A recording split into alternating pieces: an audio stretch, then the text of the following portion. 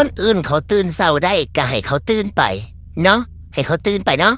ส่วนฉันจะนอนจ้ะฉันจะนอนเนาะฉันเป็นคนบ่มีเวียดมีงานเนาะก็พอดีว่าอยู่บ้านซื่อๆให้แม่เลี้ยงเนาะข้าวก็มีคนหาให้กินเนาะสบายชีวิตนี่